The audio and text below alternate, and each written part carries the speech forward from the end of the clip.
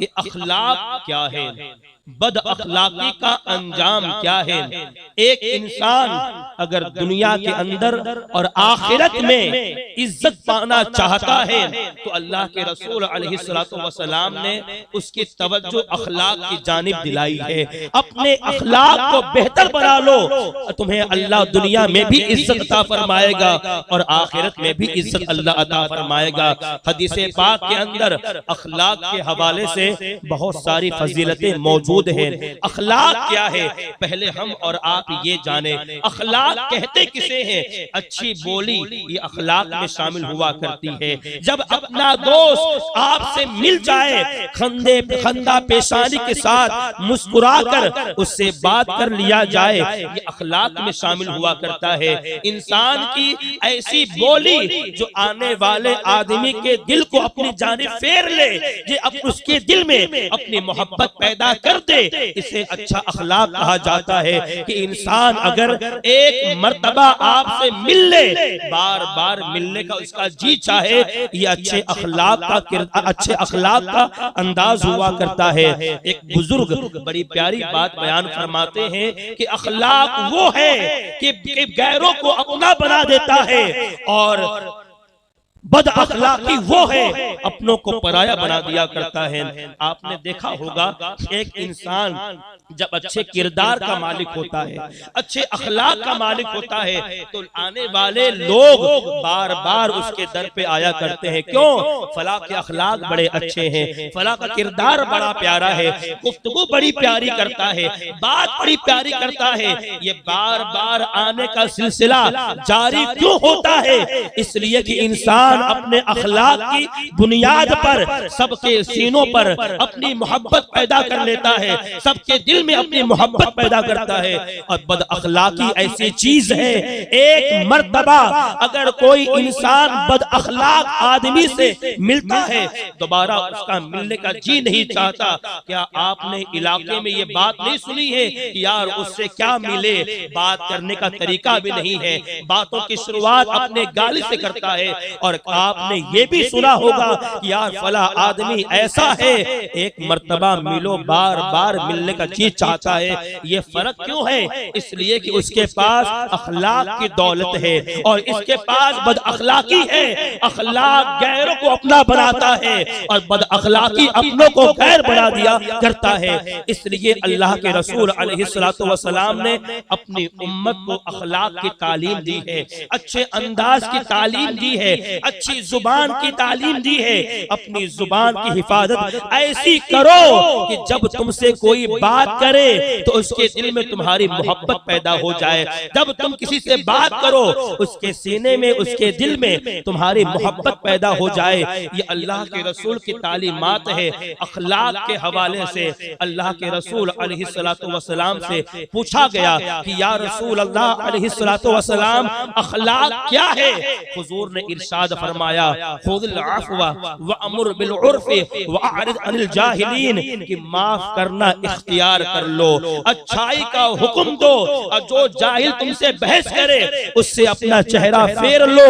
ये सबसे बेहतर अखलाक है। इंसान अगर गलतियां कर जाए, माफ करना ये अच्छे अखलाक में शामिल हुआ करता है। अगर इंसान आपके सामने आ जाए, उसे नेकियों की दावत देना ये अच्छे अखलाक में शामिल हुआ करता है। और अगर तुमसे कोई बिला सबब बिला वजह बहस करे, आप उससे उसका जवाब ना दे और अपने रास्ते में चलते रहे, ये अच्छे अखलाक में शामिल हुआ करता है।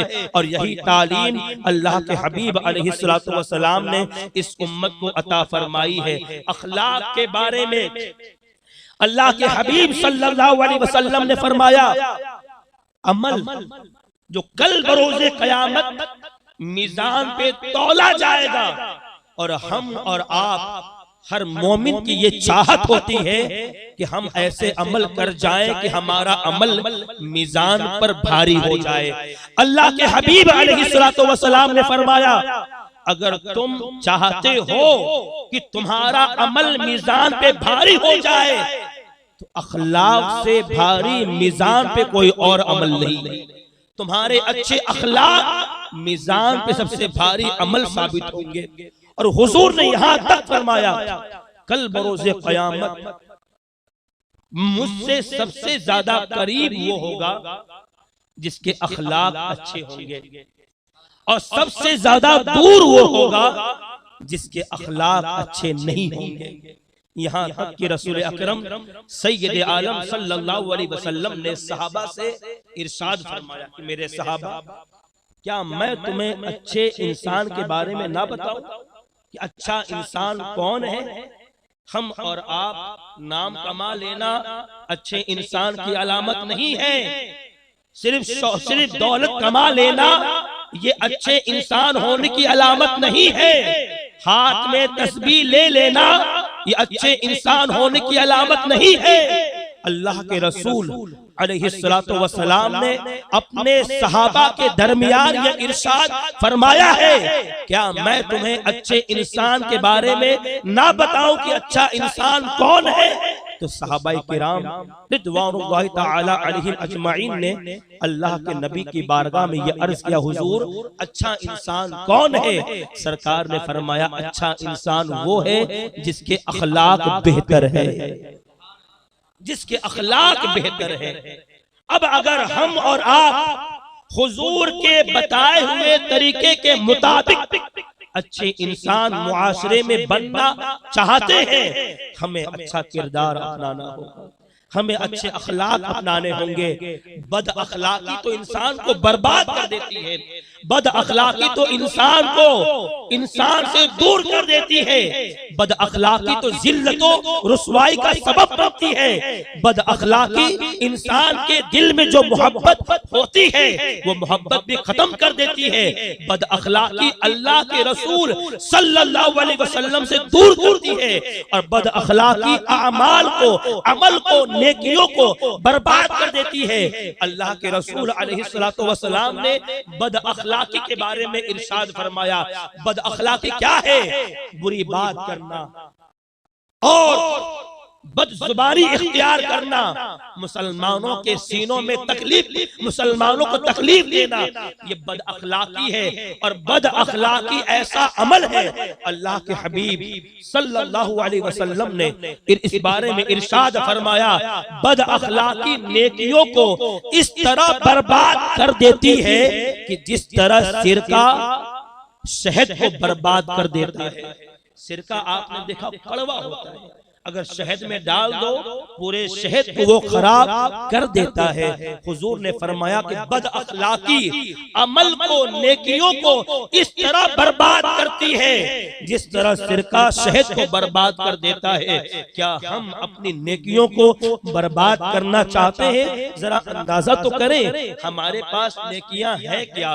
कितने मुसलमान ऐसे हैं जो जुमा की नमाज सिर्फ अदा करते हैं, और अफसोस तो ये होता है कि 2 रकात नमाज अदा करने के लिए वो मस्जिद में आते हैं, और अफसोस देखने पर ये होता है इमाम ने जुमा की 2 रकात नमाज खत्म की और वो ऐसे भागते हैं, ऐसा लगता है कि मस्जिद में कोई बम रखा हुआ है। अल्लाहु अकबर। ऐसी बेतवज्जोही और ऐसी उनके अंदर सुस्ती पाई जाती है कि हफ्ते में 1 मर्तबा वो सिर्फ 2 रकात नमाज अदा करने के लिए आते हैं। आज हमारे पास अमल क्या है? आज हमारे पास नेकियां क्या है? और नेकियां थोड़ी है, और हमने अपने नेकियों को बद अखलाकी के बुनियाद पर उस नेकियों को हमने खत्म कर दिया है। मस्जिद के अंदर शोर शराबा, मस्जिद के अंदर बातें करना, मस्जिद के अंदर अय्याशियां करना।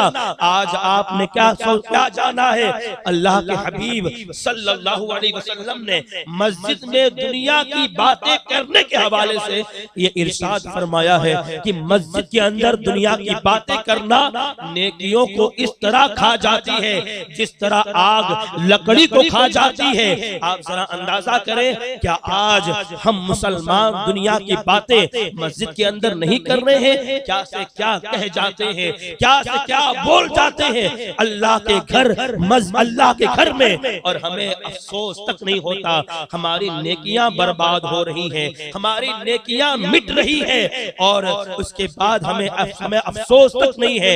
बद अखलाकी नेकियों को मिटा दिया करती है और बद अखलाकी के जरिए इंसान आपसे दूर हो जाया करता है। इसीलिए अल्लाह के रसूल अलैहिस्सलातु वस्सलाम ने जुबान की हिफाजत पर बड़ी तालीम अता फरमाई है। एक हदीस पाक के अंदर यहाँ तक मौजूद है कि जब सुबह होती है तो पूरे आज़ा ये जुबान से गुजारिश करते हैं कि ऐ जुबान, अगर तू सलामत है तो हम भी सलामत रहेंगे, अगर तू सलामत ना रही हम भी सलामत ना रहेंगे। अपनी हिफाजत कर, तू सलामत हो गई हम भी सलामत है। मेरे अजीजों, जुबान के हवाले से बेशुमार मुतअद्दिद अहादीस किताबों के अंदर मौजूद है और जिसने जुबान की हिफाजत की, इसीलिए तो अल्लाह के रसूल ने अपने सहाबा से ये इरशाद फरमाया कि ऐ मेरे सहाबा, तुम मुझे दो चीजों की जमानत दो, मैं तुम्हें जन्नत की जमानत देता हूं। तुम मुझे दो चीजों की जमानत दो, मैं तुम्हें जन्नत की जमानत देता हूं। सहाबा ने अर्ज किया, हुजूर दो चीजें हैं क्या कि अगर हम उसकी जमानत आपको दे दें कि हम उसकी हिफाजत करेंगे तो आप हमें जन्नत अता करेंगे? अल्लाह के रसूल ने फरमाया, हाँ, दो चीजों की जमानत दो कि तुम अपनी जुबान और अपनी शर्मगाह की हिफाजत करोगे, मैं तुम्हें जन्नत की जमानत देता हूँ। क्योंकि ये जुबान ही है जिसके जरिए बंदा गीबत करता है, झूठ बोलता है, चुगली करता है, भाइयों के अंदर झगड़े पैदा करता है और जुबान ही के जरिए बंदा मुसलमानों को तकलीफ देता है। और जुबान ही वो चीज है जिसकी वजह से एक बंदा जन्नत में भी जा सकता है और जहन्नम में भी जा सकता है। अल्लाह के रसूल की बारगाह में एक सहाबाए किराम हाजिर हुए और अर्ज किया, या रसूल अल्लाह सल्लल्लाहु अलैहि वसल्लम, एक खातून है जो फला इलाके में रहती है, नमाज की पाबंद भी है, तहज्जुद भी अदा करती है, रात भर नमाजें भी पढ़ती है, लेकिन या रसूल अल्लाह जुबान उसकी इतनी गंदी है कि उसके पड़ोस के लोग उससे बड़ी तकलीफ में हैं। हुजूर एक और खातून है जो फला इलाके में रहती है, हुजूर बमुश्किल 5 वक्त की नमाज अदा करती है, तहज्जुद गुजार नहीं है, उसकी रातें मुसल्ले पर नहीं गुजरती है, लेकिन अपनी जुबान की वो हिफाजत करती है, उसके पड़ोस के लोग उसकी जुबान से महफूज है। या रसूल अल्लाह अलैहिस्सलातु वस्सलाम, इन दोनों औरतों के बारे में आप फरमाएं, आप क्या कहते हैं? अल्लाह के रसूल अलैहिस्सलातु वस्सलाम ने इरशाद फरमाया, वो खातून जो 5 वक्त की नमाज की पाबंदी भी करती है, पूरी रात मुसल्ले पे गुजारती है, तहज्जुद की नमाज भी अदा करती है, लेकिन अपनी जुबान की वो हिफाजत नहीं करती, अपनी जुबान से मुसलमानों को तकलीफ देती है, ऐसी औरत को अल्लाह जहन्नम में डाल देगा। और वो औरत जो बमुश्किल 5 वक्त की नमाज पढ़ती है, रातें मुसल्ले पे नहीं गुजारती, तहज्जुद की नमाज नहीं अदा करती, लेकिन अपनी जुबान की वो हिफाजत करती है, मुसलमानों को तकलीफ नहीं देती है, अल्लाह ऐसी औरत को जन्नत अता फरमाएगा। जरा अंदाजा करें कि जुबान ही की वजह से एक बंदा जहन्नम में भी जा सकता है और जन्नत में भी जा सकता है। लेकिन अगर अखलाक आला होंगे, अगर किरदार आला होगा, तो अल्लाह हमें जन्नत की दौलत अता फरमाएगा। अल्लाह के रसूल अलैहिस्सलातु वस्सलाम ने पूरी दुनिया के अंदर इस्लाम की मोहब्बत सबके सीनों में जो पैदा की है, क्या उसमें तलवार का किरदार रहा है? क्या उसमें पूरी फौज का हमला करने का अमल रहा है? नहीं, बल्कि सरकार अलैहिस्सलातु वस्सलाम ने जो मोहब्बत इस्लाम की सबके सीने में पैदा की है, वो अच्छे अखलाक का नतीजा रहा। जनाबे ज़ैद बिन साना ये यहूदियों के बहुत बड़े आलिम थे। अल्लाह के हबीब सल्लल्लाहु अलैहि वसल्लम से इन्होंने कुछ खजूर खरीदी और कहा, इतने वक्त से पहले आप मुझे दे देना। इतने वक्त में एक मुद्दत तय पाया कि इतने वक्त में आप हमें ये खजूर दे दें। वो मुद्दत मुकम्मल होने में अभी 1-2 दिन बाकी था। ज़ैद बिन साना हुजूर की बारगाह में आते हैं और बहुत ही सख्त लहजे में ये कहा, ऐ मोहम्मद, अब्दुल मुत्तलिब की औलाद यूं ही किया करती है, मेरा खुजूर मुझे वापस करो। अब तक तुमने मेरा खुजूर मुझे वापस नहीं किया है, तुम्हारे खानदान का यही तरीका है। ऐसे सख्त अंदाज में ज़ैद बिन साना ने सबके सामने अल्लाह के हबीब से गुफ्तगू की कि हजरत उमर फारूक रदियल्लाहु ताला अन्हु ने जब ये अंदाज देखा बात करने का, तो सख्त नजर, तिरछी नजर ज़ैद बिन साना की तरफ की और कहा कि ऐ अल्लाह के दुश्मन, अगर हुजूर के अदब का लिहाज ना होता तो अपनी तलवार से तेरी गर्दन अभी अलग कर देता। अल्लाह के रसूल अलैहिस्सलातु वस्सलाम ने फरमाया, उमर ये क्या कर रहे हो, ये क्या कह रहे हो?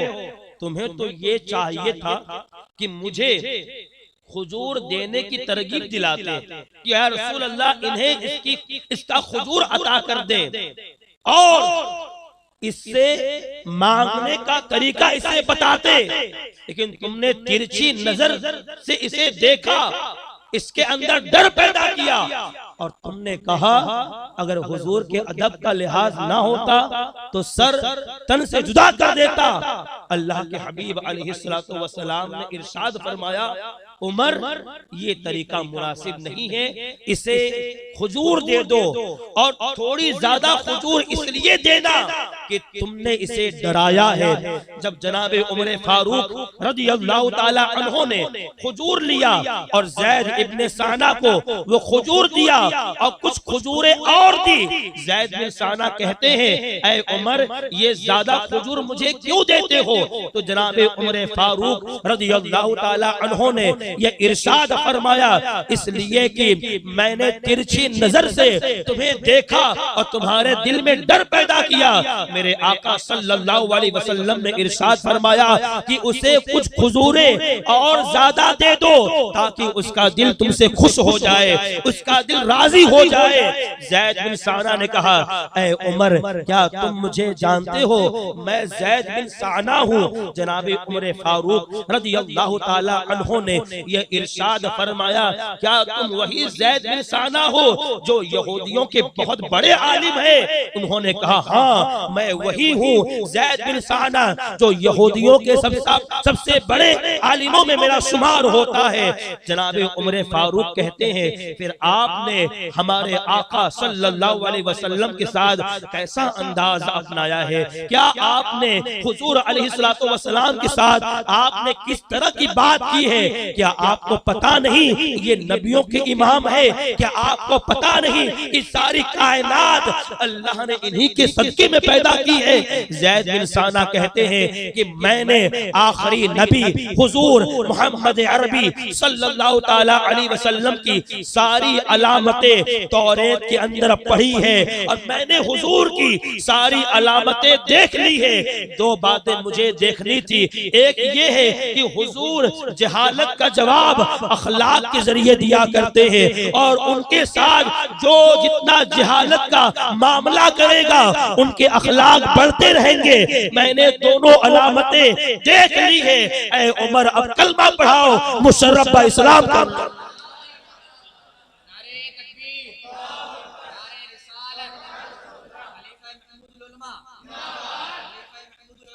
वो कलमा पढ़कर मुशर्रफ इस्लाम हो जाते हैं और कहते हैं, उमर अल्लाह ने मुझे बड़ी दौलत अता की है, तुम गवाह हो जाओ, मैंने आधी दौलत हुजूर की उम्मत के लिए सदका किया।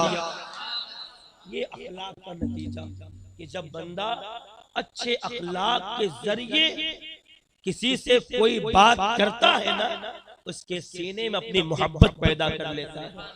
आकाए करीम अलैहिस्सलातु वस्सलाम का ये अंदाज था और हम और आप अपने आप में देखें, अगर आज थोड़ी इज्जत हमें मिल जाए और कोई आने वाला बंदा थोड़े सख्त लहजे में बात कर ले तो हमारा तौर तरीका क्या होगा, हमारा अंदाज क्या होगा, हमारी गुफ्तगू कैसे होगी? मेरे अजीजों, अल्लाह के रसूल की तालीमात को अब हमें अपने सामने रखना है, सरकार की अदाओं को अपनाना है, तब जाकर बंदों को इज्जतें मिला करती हैं। हुजूर की मोहब्बत ही से, हुजूर की तालीमात ही से अल्लाह सारी इज्जतें अपने बंदों को अता फरमाता है।